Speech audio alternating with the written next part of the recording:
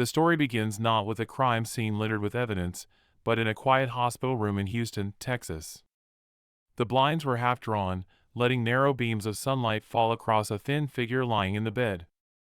That figure was Daniel Harris, a 46-year-old businessman whose once energetic presence had been reduced by months of chemotherapy and radiation treatments.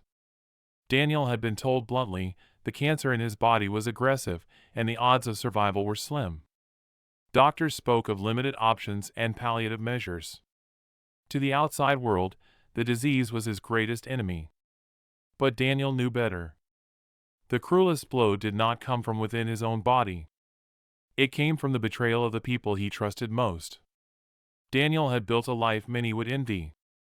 Born into a modest family in Dallas, he worked his way through college, became a real estate investor, and eventually co-founded a company that developed residential properties throughout Texas. By his early 40s, he was financially secure, respected in business circles, and living in a spacious suburban home with his wife, Laura Harris, and their teenage daughter, Madison.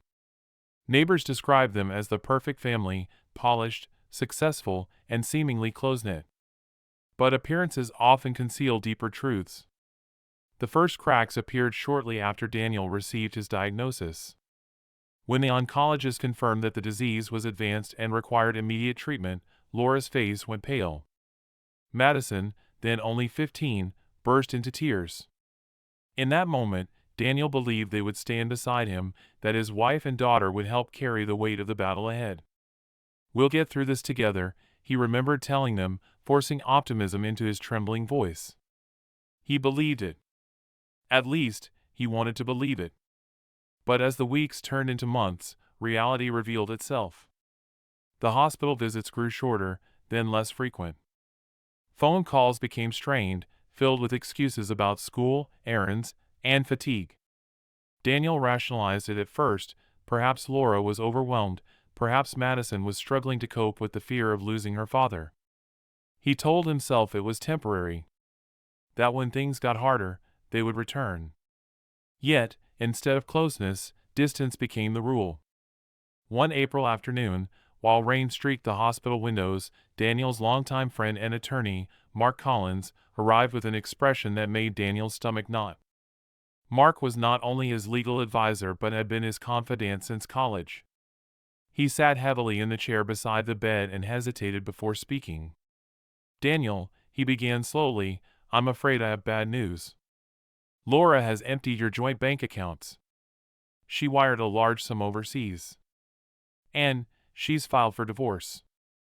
She's petitioning for full custody of Madison." For a man already ravaged by illness, the words landed like a physical assault. "That can't be right," Daniel whispered, his voice raw. "There must be a mistake." But Mark's solemn shake of the head told him there was no mistake. "I wish I were wrong, Dan. But she boarded a flight to Europe this morning. She took Madison with her." Daniel lay back against his pillow, his chest heaving. Betrayal is a word often used casually, but in that moment he felt its full weight. The person he had shared his life with for 2 decades had abandoned him not only emotionally but financially. She had stripped him of companionship and security in one calculated move, leaving him vulnerable in every possible way.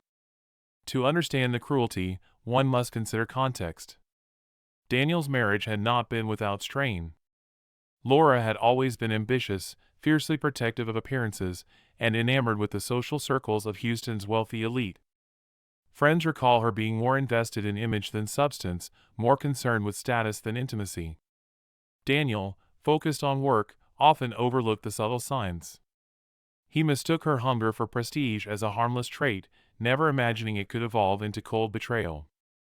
But illness changes the balance in a marriage. For some, it forges unity.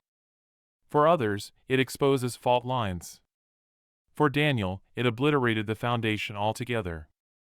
The weeks following the revelation were some of the darkest in his life. He battled not only the cancer consuming his body but also the despair eating away at his spirit. Nurses at the hospital later described him as a man who forced a smile even while fighting back tears. One nurse in particular, Rachel Miller, noticed his quiet resilience. She often stayed beyond her scheduled shifts to sit with him, reading aloud from books, or simply offering company when silence felt unbearable. "You're not alone, Mr. Harris," she reminded him. "You're stronger than you think." Those words mattered. Because at that point, Daniel had every reason to give up. Financial ruin loomed, his wife and daughter were gone, and his health was failing. Yet something inside him refused to collapse completely. Perhaps it was pride, perhaps survival instinct, or perhaps the faint glimmer of hope that life still held something worth fighting for. Behind the scenes, Mark began preparing a legal counterattack. He reviewed financial records, tracked the transfers, and filed motions to protect what remained of Daniel's estate. It would not be easy. Laura's actions had been calculated and swift. But Mark was determined to defend his friend. "You spent your whole life building this, Dan," he told him firmly. "I won't let her destroy it." Meanwhile, Rachel became more than just a nurse. She became a witness to Daniel's quiet endurance and a source of unexpected light. She saw beyond the patient file, beyond the diagnosis, and recognized a man who still had dignity despite everything stripped from him. It was in these early moments, when betrayal seemed absolute, that a new chapter began to take root, though neither Daniel nor Rachel fully understood it yet. By the end of that spring, Daniel made a decision. He would not die in despair. He would fight the cancer, fight the legal battles, and fight the crushing weight of betrayal. "I'm not finished," he told Mark one evening, his voice steadier than it had been in weeks. "Laura may have left, but I'm still here. And I'm not done yet." The significance of this decision cannot be overstated. In true crime stories, we often hear about victims reduced to footnotes, defined by what was taken from them. But Daniel's case was different. His life became a study in resilience, in the human ability to withstand not only physical illness but psychological devastation. Betrayal had left a wound deeper than cancer ever could, yet from that wound began the first signs of a fight back. What Daniel did not know, what none of them knew, was that this was only the beginning. Laura's betrayal was not the final act. It was the first move in a conflict that would span years, cross borders, and expose secrets that had been buried in silence. For now, all Daniel could do was endure. But already, the story of trust destroyed and survival against the odds was taking shape. And that is where we begin, a man lying in a Texas hospital bed, stripped of wealth and family, but holding on to the faintest spark of determination. In that room, in that moment, a war was quietly declared, not only against the cancer in his body but against the forces of greed and betrayal that had nearly broken him. To understand the gravity of what happened to Daniel Harris, one must step back and look at the life he built before everything collapsed. On paper, his story was the embodiment of the American dream. Born in 1978 in a working-class neighborhood in Dallas, Daniel grew up the son of a postal worker and a school secretary.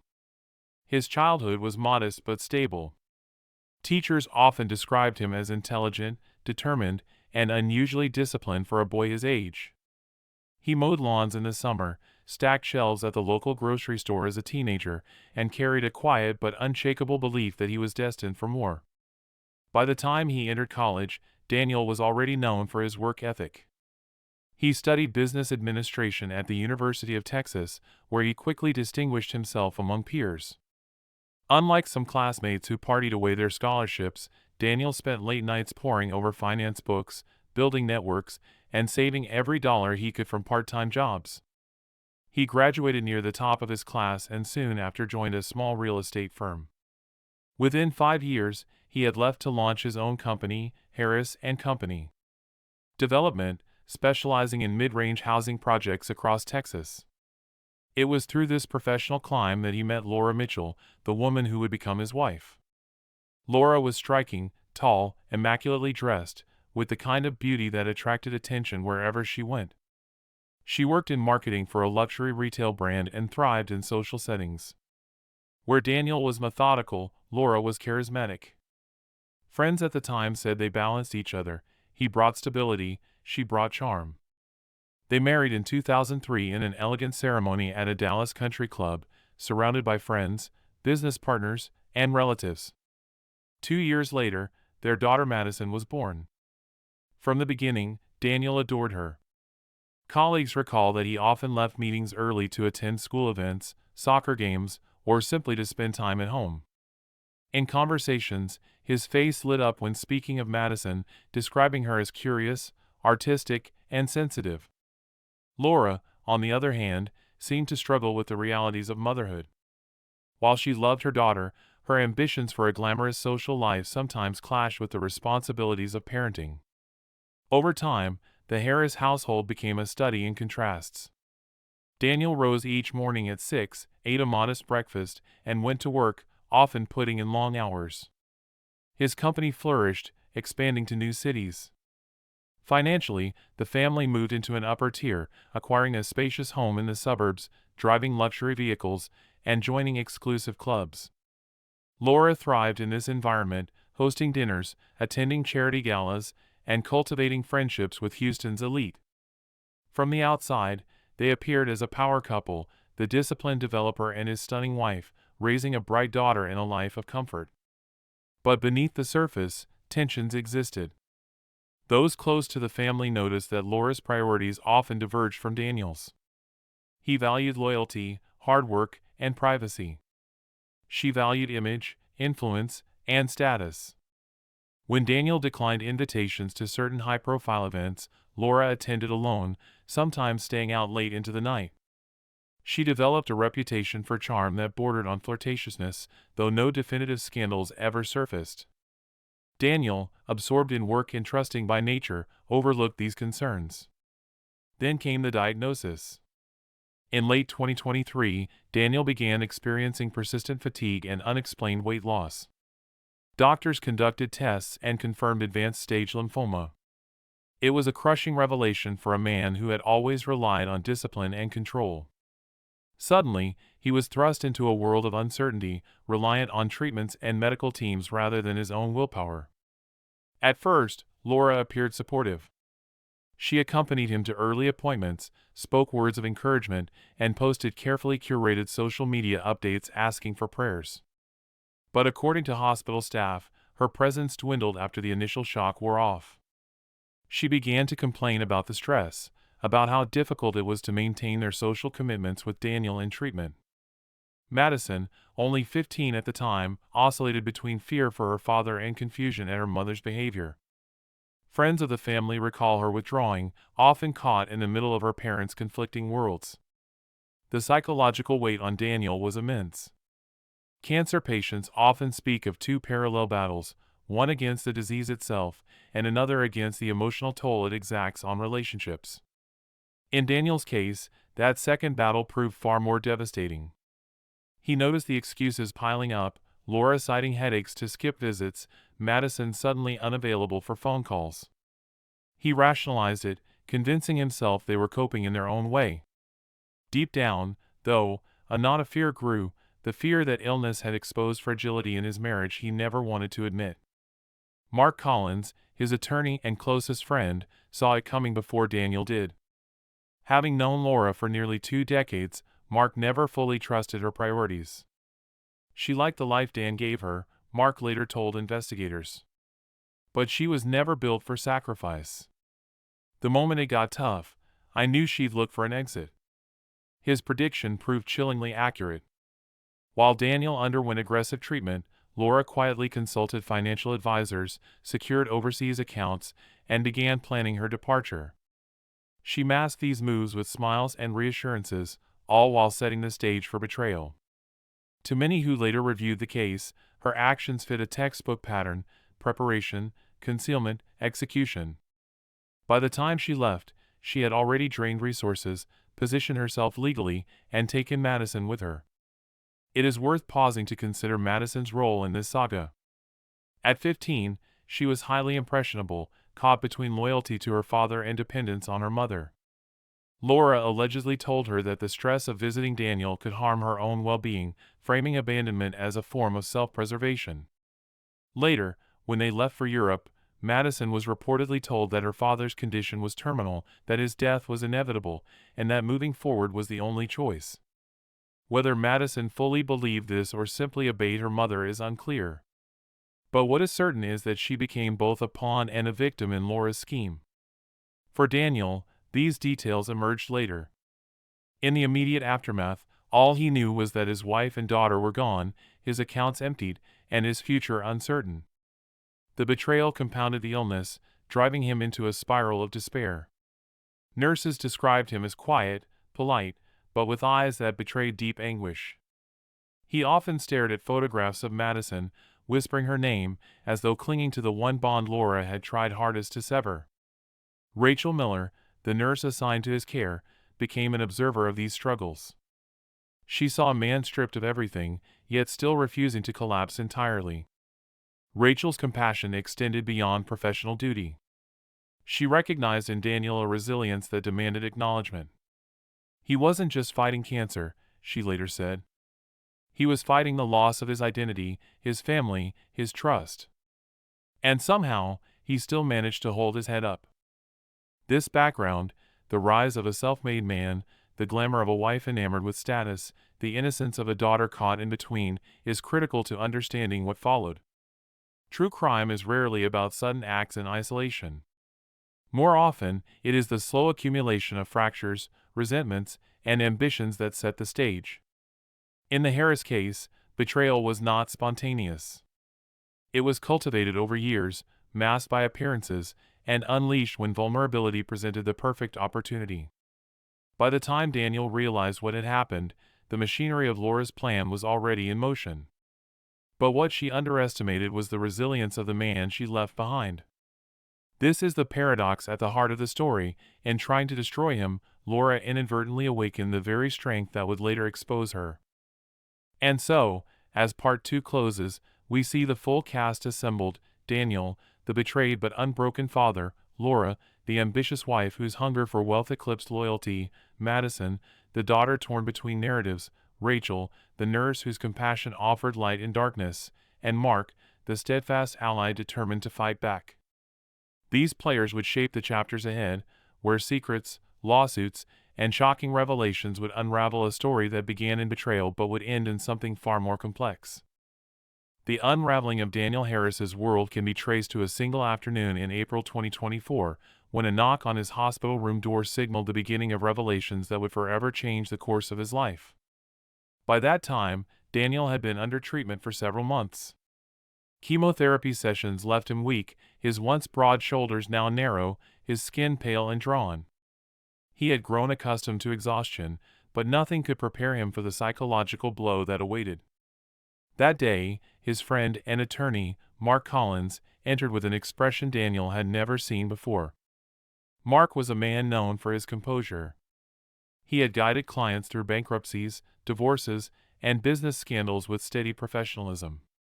Yet now, as he closed the door behind him, his face carried the heaviness of someone about to deliver devastating news. "Daniel," Mark began, voice low and deliberate, "I need you to hear me out. This isn't easy to say." Daniel tried to sit up straighter, sensing the gravity in his friend's tone. His mind immediately raced to the company. Had there been a collapse in the market? A lawsuit? But nothing in business could rival what came next. "Laura has taken the money," Mark continued. "The joint accounts emptied. Wire transfers to an overseas bank. And she's filed for divorce. She's petitioning for full custody of Madison." The words hung in the sterile hospital air like smoke. For a moment, Daniel didn't breathe.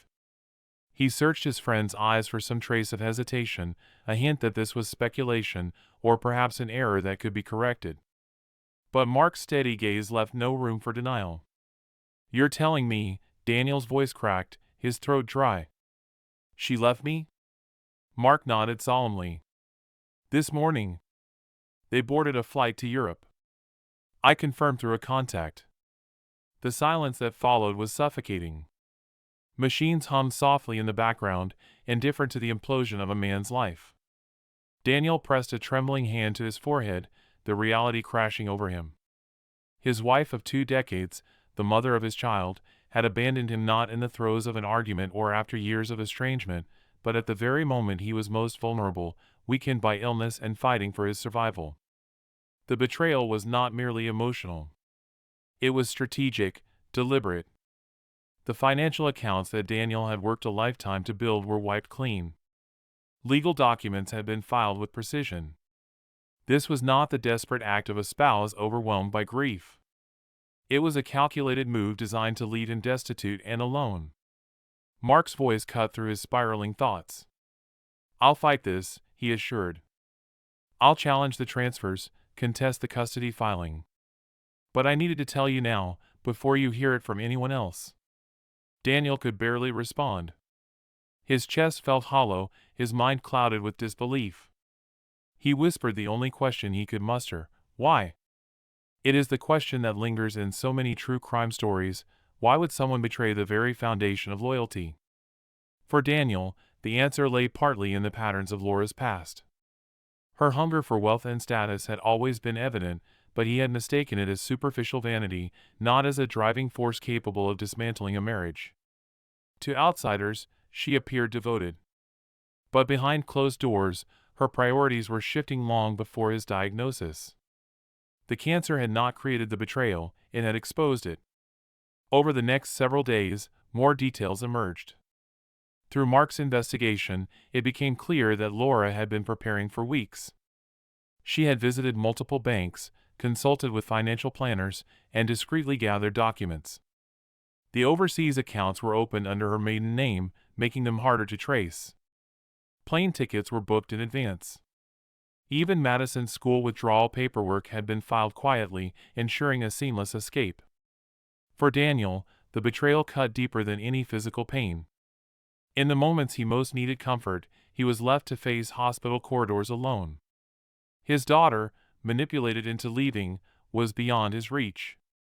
The realization that Laura had taken Madison was perhaps the most agonizing one of all. He pictured her sitting beside her mother on the plane, perhaps frightened, perhaps complicit, but either way lost to him for the time being. The hospital staff noticed the change almost immediately. Nurses who had once described Daniel as quietly hopeful now saw him sinking into silence. He ate little, spoke even less. He stared for long stretches at the ceiling, his mind replaying the events.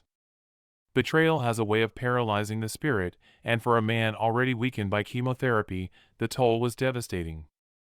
But there was one presence that prevented him from collapsing entirely: Rachel Miller, the nurse assigned to his care. Rachel had sensed the storm long before she heard its details. She noticed his trembling hands, the way his eyes watered when visitors failed to arrive.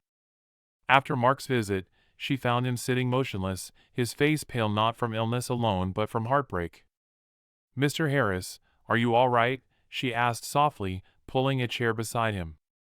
Daniel swallowed hard, managing only a whisper, "No, not at all." Rachel reached for his hand, squeezing gently. In that simple act of compassion, something shifted. He was no longer entirely alone. She listened as he haltingly explained what had happened, his words breaking with emotion. She did not interrupt, did not attempt to offer false comfort. Instead, she let him grieve, acknowledging his pain with presence rather than platitudes. That evening, as the Texas sun dipped below the horizon, Daniel made a quiet vow to himself. Though shattered, he would not allow betrayal to define his final chapter. If his body still had fight left, then so would his spirit. "I'm going to beat this," he murmured to Rachel before drifting into uneasy sleep. From an investigative perspective, this initial incident marked the convergence of three threads: medical vulnerability, marital betrayal, and financial crime. Laura's actions were not simply abandonment, they constituted fraud, potential misappropriation, and malicious intent in a divorce proceeding. Forensic accountants would later describe her maneuvers as deliberate, designed to leave no trace of liquidity for Daniel to access. The cold precision of her exit revealed premeditation. Mark filed motions immediately, freezing what little remained of Daniel's accessible assets. He also began documenting every step of Laura's departure: the transfers, the flights, the legal filings. "This isn't just divorce," he confided to colleagues. "This is an attack." Daniel's life, once so neatly constructed, now resembled a battlefield. On one side stood his illness, threatening his physical survival. On the other side, betrayal and legal warfare threatened his emotional and financial stability. Few men could endure such a dual assault. Yet, as part 3 closes, Daniel had not collapsed entirely. Instead, he lay in his hospital bed, broken but not defeated, clinging to the faint light offered by unlikely allies. It is often said that tragedy reveals character. For Daniel Harris, the initial incident, that rainy April day when truth arrived with his attorney, stripped away every illusion. He was a man abandoned, deceived, and robbed. But he was also a man whose resilience would soon be tested in ways neither he nor his betrayers could imagine. After the initial shock of betrayal, Daniel Harris's life entered a new and grueling phase. The April revelation that his wife had drained their accounts and fled overseas with their daughter left him in despair, but it also marked the beginning of a different fight, one that was no longer only about survival from illness but also about reclaiming his dignity and future. This escalation did not happen in a single dramatic outburst, it unfolded gradually, through small choices and hard realizations, until Daniel found himself in the middle of a struggle far more complex than his disease. The weeks following Mark Collins's visit were some of the darkest Daniel had endured. He was physically frail, his body reduced by chemotherapy, yet it was his spirit that seemed most at risk. Nurses noted how his meals remained untouched, his conversations short. He avoided phone calls, not because there were many to avoid, Laura had cut contact entirely, and Madison was unreachable, but because speaking to anyone meant admitting the depth of his humiliation. For a man who had built his life on control and responsibility, this loss of agency was unbearable. But as often happens in stories of crime and betrayal, resilience emerged in unexpected places. Rachel Miller, the nurse who had been quietly supporting Daniel since the beginning of his treatment, became the anchor that prevented him from slipping away entirely. Her presence was not loud or forceful. It was patient, consistent, and human. She noticed the smallest changes in his demeanor, the way his hands trembled when opening letters from the bank, the hollow look in his eyes after legal updates from Mark, the defeated slump of his shoulders during sleepless nights. Rachel began to stay beyond her scheduled hours. Sometimes she read aloud from novels, sometimes she simply sat in silence, her presence alone reminding Daniel that not everyone had abandoned him. "You're not defined by what they did to you," she told him once, when his voice broke describing Madison's absence. "You're more than what they left behind." Her words carried weight because they did not come from obligation. Unlike Laura, who had once sworn loyalty in front of hundreds of witnesses but abandoned him at the first sign of weakness, Rachel had no reason to stay. Yet she did, quietly showing him that compassion still existed. Meanwhile, Mark worked relentlessly on the legal front. He filed emergency motions to freeze any remaining assets, launched inquiries into the overseas transfers, and prepared a defensive strategy for the impending divorce proceedings. He warned Daniel that Laura would not stop at money. "She's asking for full custody of Madison," Mark explained during one tense meeting at the hospital. "And given your condition, the court may initially lean in her favor. But I'll fight this. You need to focus on getting stronger." It was a cruel irony. The very illness that had left Daniel vulnerable was now being weaponized against him in court. Laura's attorneys painted him as incapable of parenting, framing his cancer as evidence of weakness. The more he struggled to live, the more ammunition they attempted to use against him. The tension escalated further when news reached Daniel that Laura had begun spreading rumors in their former social circles. She described him as a man who had squandered his wealth, suggesting his illness was exaggerated for sympathy, and portraying herself as a victim forced to flee. For someone like Daniel, whose reputation in business had always been his strongest asset, these attacks were devastating. Business associates who once admired him grew distant. Deals that had been in progress stalled. Slowly, his professional standing eroded, not from financial mismanagement but from whispers seeded by the woman who had once shared his life. In these moments, Daniel might have collapsed entirely. But instead, something began to stir within him, a stubborn resolve not to allow betrayal to define the rest of his life. He told Mark he wanted to attend the next court hearing in person, despite his fragile health. "If I let them paint me as weak, I've already lost," he insisted. Mark, initially hesitant, eventually agreed. When Daniel appeared at the courthouse weeks later, thin and pale but upright, the message was clear: he was not defeated. Observers noted the contrast between him and Laura, who arrived in designer clothes, projecting confidence but drawing quiet suspicion from those who remembered her abrupt departure. The hearing ended without resolution, but the tide of perception had begun to shift. At the same time, Daniel's health showed signs of improvement. Against the odds, his body began responding to treatment. The medical team, once cautious in their predictions, now spoke of possible remission. This physical progress gave him momentum in his emotional and legal battles. For the first time in months, he felt glimpses of hope. Rachel remained central in this period of escalation. Their bond deepened, not in the form of a sudden romance, but through trust forged in adversity.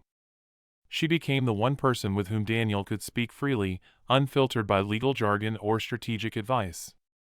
Late at night, he confided fears that he could never say to Mark.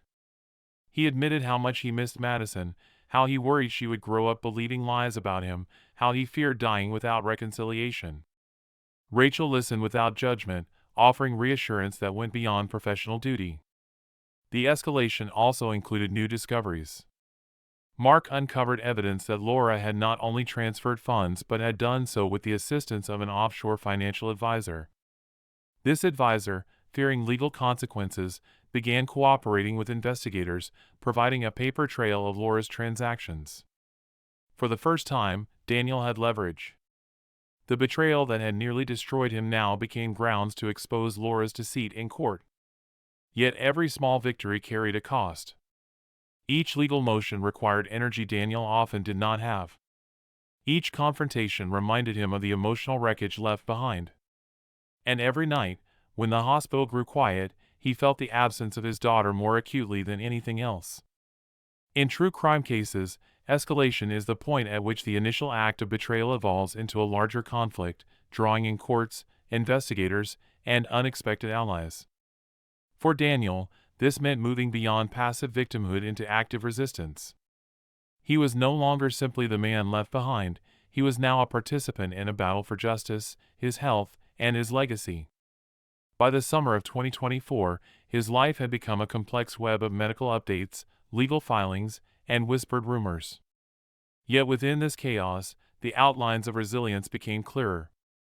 Rachel's support, Mark's loyalty, and his own stubborn determination combined to form a fragile but undeniable foundation. The escalation of tension was not only external, in courtrooms and financial statements, but internal. Daniel wrestled with anger, grief, and longing, emotions that alternately strengthened and weakened him. Some nights he burned with fury at Laura's betrayal, other nights he wept quietly, unable to reconcile the woman he once loved with the person who had abandoned him. What made this escalation particularly haunting was the uncertainty of its outcome. Would he recover his health fully? Would the courts side with him or against him? Would Madison ever return to his life? The answers were unknown, but the determination to seek them kept him alive. As Part 4 concludes, Daniel Harris stands not as a broken man, but as one transformed by adversity. The tension in his life, legal, financial, emotional, has reached new heights. The betrayal that once threatened to destroy him has instead forced him to fight in ways he never imagined. The escalation is far from over, indeed, it is only the beginning of a conflict that will reveal deeper secrets and more devastating twists. By the fall of 2024, Daniel Harris's life had reached a fragile equilibrium. His health, against medical expectations, had begun to improve. The chemotherapy treatments, once seen as little more than a delaying tactic, now appeared to be holding the cancer at bay. His business, though scarred by rumor and disruption, remained afloat thanks to his loyal partner and the careful maneuvering of his attorney, Mark Collins. And perhaps most importantly, Daniel himself had regained some measure of resolve. He no longer spoke like a man waiting for death. He spoke like a man preparing for a fight.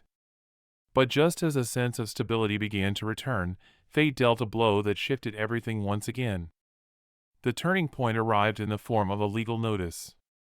Laura Harris, the woman who had abandoned him months earlier, was returning, not to reconcile, not to apologize, but to demand her share of what remained of his fortune.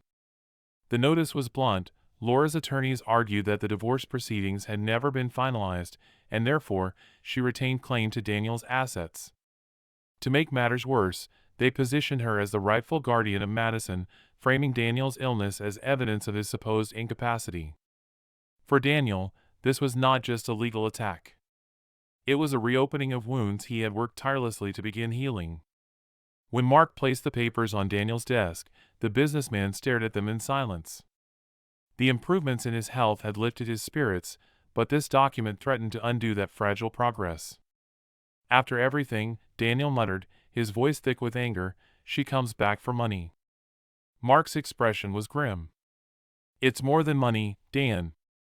She's trying to rewrite history. If we don't fight this, she'll control the narrative that you were the weak one, that she was justified, that Madison belongs with her. We can't let that happen. The legal notice was not the only shock. Soon after, rumors spread that Laura had been living in Paris, maintaining a lavish lifestyle with funds she had siphoned from Daniel's accounts. Witnesses described her attending high-end fashion events and staying at luxury hotels.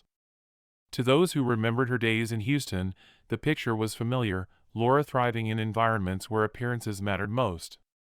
But the source of her wealth, and the lengths she was willing to go to preserve it, cast a long shadow. Then came the revelation that would change everything. During pretrial discovery, Mark uncovered records suggesting Daniel might have a son he never knew existed. The child, 7 years old, lived in Chicago with his mother, a woman Daniel had briefly dated before his marriage to Laura. The timeline was murky, the circumstances unclear. But the DNA test results were not. The boy, Ethan Morgan, was Daniel's biological son. For Daniel, the discovery was both miraculous and devastating. On the one hand, it offered a new connection, a chance at fatherhood restored after Madison's estrangement. On the other, it threatened to complicate his already fragile life. How could I not have known? He asked Rachel late one evening, staring at the boy's photograph. How could my life have taken this many turns without me realizing it? Rachel, ever steady, reminded him, you didn't abandon him, Daniel. You didn't even know. What matters is what you do now. The news of Ethan's existence spread quickly, and Laura seized upon it as a weapon. Her attorneys argued that Daniel's newly discovered son undermined his credibility as a father and raised questions about his personal life. They painted him as secretive, untrustworthy, and unfit to provide stability. In court filings, they suggested that Laura, despite her absence, remained the only consistent parent Madison had ever known. This strategy backfired in ways Laura had not anticipated. When Madison, now 16, learned the truth, her perception of her mother began to shift. Until then, she had lived under the belief that her father had failed them, that his illness and supposed negligence justified their departure. But hearing from outside sources that her mother had lied, manipulated, and stolen, while her father had fought to survive, created a crisis of conscience. One evening, Madison contacted Mark directly. She wanted answers, not from her mother but from the man who had stood by her father through everything. I need to know the truth, she told him. All of it. What really happened when my dad got sick? Mark hesitated. He knew the truth could wound her deeply. But he also recognized that she was no longer a child. And so he told her about the empty bank accounts, the flight to Europe, the divorce filings, and the lies that had surrounded her. By the time he finished, Madison sat in stunned silence. She told me he didn't want to see me, she whispered. All this time, I thought he gave up on us. The emotional fallout was immediate. Madison confronted Laura in Paris, demanding answers. Witnesses described the argument as heated, with Madison accusing her mother of manipulation and betrayal. You lied to me, she shouted, according to one report. You made me hate him. The confrontation ended with Madison leaving, boarding a flight back to Texas to see her father for the first time in months. When Daniel opened his front door and saw Madison standing there, suitcase in hand, he could barely speak. For a moment, the two simply stared at each other, years of pain and confusion flooding the space between them. Then Madison stepped forward, throwing her arms around him. I'm sorry, "Dad," she whispered. "I'm so sorry." That reunion, though emotional, did not resolve the storm. Laura responded by doubling down on her legal strategy, filing motions that accused Daniel of hiding assets and misrepresenting his health. She argued that his remission was exaggerated, that he remained too weak to manage his affairs. It was a desperate tactic, but desperation often drives escalation. The turning point came when a key witness, a financial consultant who had assisted Laura with her offshore accounts, decided to cooperate with investigators. Under oath, he admitted that Laura had orchestrated fraudulent transfers and falsified documents to strengthen her legal claims. His testimony dismantled much of her case, leaving her vulnerable to charges of perjury and fraud. For Daniel, this was more than a legal victory. It was vindication. The woman who had abandoned him at his weakest moment was now exposed for what she truly was, not a victim, not a protector, but a manipulator willing to destroy anyone who stood in her way. Yet even in victory, Daniel did not gloat. His focus remained on rebuilding. He now had Madison back in his life and Ethan newly introduced as a son. His relationship with Rachel grew deeper, forged through months of hardship and trust. But he also knew that the road ahead would not be smooth. Laura was not finished. And secrets, once unearthed, rarely remain quiet. As Part 5 closes, the story of Daniel Harris stands at its most pivotal point. He has faced betrayal, uncovered hidden family, and reclaimed his daughter's trust. He has weakened Laura's legal offensive and begun to restore his reputation. But the cost has been immense, and the war is not yet over. The turning point has come, but what lies beyond it will test him, his family, and his newfound strength in ways no one could yet foresee. When the financial consultant stepped forward to testify against Laura Harris, the entire trajectory of Daniel Harris's case shifted. What had once seemed like an endless uphill battle, with Daniel painted as the weak, unreliable party, suddenly became an investigation into Laura's elaborate schemes. The consultant provided detailed records of offshore transfers, falsified financial statements, and communications that implicated Laura in fraud. The information did not just weaken her legal claims, it opened the door to potential criminal charges. Mark Collins, Daniel's longtime attorney, seized the opportunity. He filed motions to have the evidence admitted into court, framing Laura not as a concerned spouse but as a manipulator who had exploited her husband's illness for financial gain. He carefully pieced together a narrative that revealed how she had orchestrated her departure, draining accounts in Houston, securing new identities for bank accounts abroad, and even manipulating her daughter's perception of her father to justify leaving. For investigators, the case was no longer just about divorce. It became a hybrid of family law, fraud, and possible custodial interference. The paper trail was extensive. Transfers to banks in Switzerland and Monaco. Signatures forged on joint withdrawal slips. Emails to financial advisors that portrayed Daniel as incapacitated, all while he was undergoing treatment. It was methodical, cold, and unmistakably deliberate. The legal system, however, moved slowly. For months, hearings dragged on. Laura's attorneys attempted to delay proceedings, challenging the authenticity of the consultant's testimony and accusing Mark of manufacturing evidence. Each motion became a new skirmish in the war. Yet with every week that passed, Laura's position weakened. Witnesses corroborated the consultant's claims.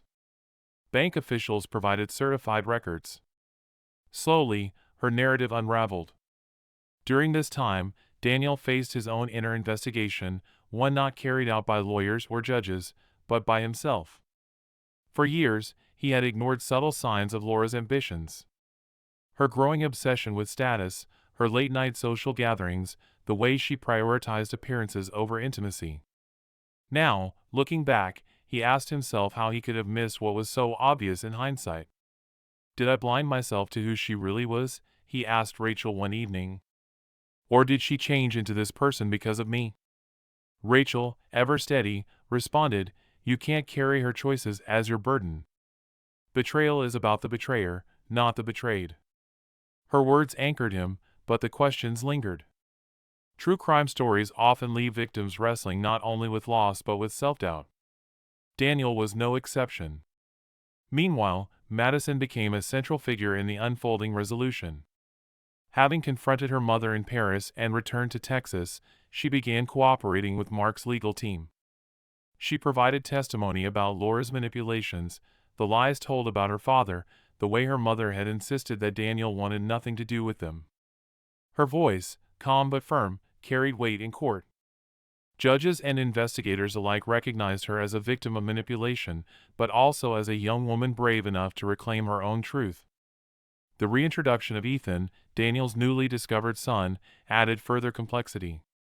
His mother, Lisa Morgan, initially wary of stepping into the public storm, agreed to meet with investigators when Laura's attorneys tried to use Ethan's existence as leverage. Lisa's testimony was simple but powerful. She had raised Ethan alone, never informing Daniel because she believed he had moved on. She confirmed that Daniel had never known of his son, discrediting Laura's attempt to frame him as dishonest. As evidence mounted, Laura's defense strategy shifted from denial to damage control. Her attorneys quietly began negotiating settlements, testing whether Daniel would agree to drop fraud charges in exchange for her withdrawal of claims to his assets. But Daniel, emboldened by the truth, refused. "This isn't just about money anymore," he told Mark. "It's about the record. About making sure Madison knows what really happened. About making sure Ethan never sees her lies as truth." The courtroom resolution came in early 2025, nearly a year after Laura had first re-entered his life with legal demands. Standing before the judge, Laura's attorney announced that she would withdraw her claims. The evidence was overwhelming, and to pursue the case further risked criminal prosecution. The courtroom murmured with surprise. After months of accusations, filings, and hearings, the storm seemed to break not with a dramatic verdict but with a quiet concession. Yet the investigation did not end there. Prosecutors, alerted by the fraud evidence, began reviewing Laura's actions independently. The possibility of charges for financial crimes loomed. For Daniel, this was not a moment of triumph but of sober relief. He had not sought vengeance, only clarity. And clarity had come at a heavy cost. Outside the legal battles, Daniel's personal resolution unfolded more quietly. His health stabilized. Doctors cautiously used the word remission, a term that months earlier had seemed unreachable. His relationship with Rachel grew into something more than companionship. Together, they envisioned a future not defined by betrayal but by resilience. Madison, now living with her father, began to rebuild trust. She spent long evenings listening to his stories, sometimes crying at what she had missed, sometimes laughing at memories rediscovered. Ethan, too, became part of this new chapter. Daniel traveled to Chicago, slowly building a relationship with the boy. It was awkward at first, the uncertainty of a father meeting his child after so many years. But Ethan's curiosity softened the tension. "Are you really my dad?" he asked one afternoon. Daniel, his throat tight, answered simply, "Yes. And I want to be here for you, if you let me." The true resolution, then, was not found in courtrooms or bank statements, but in these quiet reconnections. Betrayal had threatened to erase Daniel's family. Through perseverance, honesty, and support, he found himself with a family larger than he had ever imagined, a daughter returned, a son discovered, and a partner who had stood by him when no one else did. From an investigative perspective, the Harris case became a study in how personal betrayal intersects with financial crime. Laura's actions, though rooted in greed, had legal consequences that extended far beyond family law. It highlighted how vulnerable individuals battling illness can be exploited by those closest to them, and how the justice system, though slow, can expose even the most carefully concealed deceptions. But for Daniel Harris, the story was less about legal precedent and more about survival. He had entered 2024 convinced he would die alone, stripped of wealth and abandoned by family. By early 2025, he stood not only alive but vindicated, surrounded by people who truly chose him. The resolution of his case carried a message larger than the particulars of fraud or custody. It underscored that betrayal, no matter how devastating, does not have to define the end of a life. With truth, persistence, and the support of even a few loyal allies, redemption and justice are possible. As Part 6 closes, Daniel sits not in a courtroom or a hospital bed, but at a family dinner table. Madison recounts memories of school, Ethan asks endless questions, and Rachel listens with a smile. The shadows of betrayal are still there, scars never fully fade, but they no longer dominate the room. What remains is something stronger, the proof that even in the aftermath of the deepest wounds, life can be rebuilt and truth can prevail. By the spring of 2025, the Harris case had reached a point of closure, not through a single dramatic verdict, but through the slow, grinding weight of truth. The investigation into Laura Harris's fraudulent actions had stripped her of credibility, dismantled her legal claims, and left her reputation in tatters. For Daniel Harris, the man once left to die alone in a hospital bed, this resolution marked the beginning of a new chapter. But closure in true crime is never absolute. It is not a neatly tied ribbon, nor a sudden moment when all wounds heal. Instead, it is an uneven process, stitched together by fragments of justice, reconciliation, and painful memory. For Daniel, the conclusion came in stages. The first was the courtroom concession. Watching Laura stand before the judge and formally withdraw her charges was a moment of quiet vindication. She did not apologize. She did not admit guilt in words, but the act of surrender was, in itself, an admission of defeat. For a man who had once been painted as weak, incompetent, and unworthy of trust, this reversal restored more than just his assets. It restored his dignity. The second stage of resolution was far more personal, the rebuilding of his family. Madison, once estranged and misled, had chosen to return. Their reconciliation was not effortless. There were arguments, moments of mistrust, and tears shed over lost years. But slowly, father and daughter found their rhythm again. She began helping him at work, assisting with community projects, and in the process, discovered a new sense of purpose. Witnesses noted how Madison spoke about studying law, inspired by the injustice she had seen and determined never to allow manipulation to silence her again. Then there was Ethan, the son Daniel never knew. Building a relationship with a child under normal circumstances is already delicate. Doing so while in the public eye, with legal chaos still swirling, was infinitely more challenging. But Daniel approached it with humility. He did not attempt to erase the years he had missed. Instead, he acknowledged them, promising to make the future different. Lisa Morgan, Ethan's mother, cautiously allowed the relationship to grow, watching closely to ensure Daniel's intentions were genuine. Over time, her caution softened. She saw the sincerity in Daniel's efforts, and Ethan, curious and open-hearted, quickly formed a bond with the father he had long wondered about. Rachel Miller, the nurse who had once been simply a caretaker, now stood as Daniel's partner in life. Their relationship was not built on grand gestures but on months of quiet, consistent presence during his darkest hours. Friends remarked that Rachel represented everything Laura had not: loyalty, compassion, and authenticity. When Daniel proposed marriage in a small, intimate gathering, those who witnessed it described it as less of a romantic spectacle and more of a solemn vow, two people who had endured the storms of betrayal and illness promising to walk into whatever remained of life together. The Harris Foundation, established after Daniel's remission, became another layer of resolution. Focused on supporting cancer patients who lacked family support, the foundation was both a tribute to his own suffering and a beacon for others. Rachel helped run it, Madison contributed by organizing events, and even Ethan began visiting the office, proudly telling classmates his dad helped people who were sick. In these acts of service, Daniel found a way to turn private pain into public good. Yet beneath the progress, the scars remained. True crime stories often emphasize the punishment of the perpetrator, but for victims, the aftermath is rarely that simple. Daniel still woke some nights with memories of the moment Mark told him about the empty bank accounts. He still replayed the vision of Laura and Madison boarding that plane, leaving him behind. The betrayal, though legally resolved, could not be erased from memory. Laura herself faded into obscurity, living in Europe under the cloud of suspicion and investigation. Though criminal charges were considered, prosecutors weighed the cost and jurisdictional challenges, and for the moment, she remained free but disgraced. Her social circle evaporated. Once a figure at galas and charity events, she became a name whispered about in cautionary tones, the woman who betrayed her husband during cancer and lost everything in the process. For investigators and journalists who followed the Harris case, the lessons were clear. It highlighted the vulnerabilities of individuals battling illness, how easily financial exploitation can occur when trust is misused.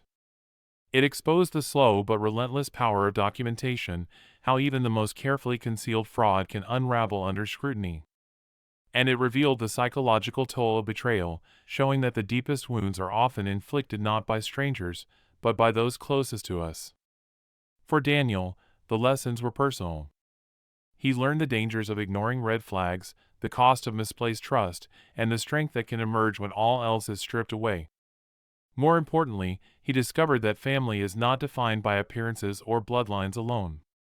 Family, as he now lived it, was defined by choice, the daughter who chose to believe in him again, the son who chose to embrace a father he had just met, and the woman who chose to stay by his side when walking away would have been easier. On a quiet Sunday evening in early 2025, Daniel hosted a dinner at his home in Houston. The table was modest but warm, filled with the laughter of Madison and Ethan. Rachel passed dishes, smiling at the sight of a family that had once seemed impossible. As the meal ended, Daniel looked around the table, the weight of the last 2 years pressing against the gratitude in his chest. "This," he said softly, almost to himself, "is what was worth fighting for." It was not money. It was not reputation. It was the restoration of something he had once thought lost forever: connection, trust, and love. The Harris case, when reported in newspapers and legal journals, was categorized as a story of fraud, betrayal, and courtroom drama. But for those closest to it, the case was something far more human. It was a story about survival, not just from cancer, but from the emotional and psychological devastation of betrayal. It was a story about how truth, even delayed, can heal. And it was a reminder that the darkest chapters of life, though unforgettable, do not have to be the final word. As Part 7 concludes, the narrative of Daniel Harris closes not with bitterness, but with resilience. He was betrayed, abandoned, and nearly destroyed. Yet he rebuilt, not alone, but with a family forged through choice and loyalty.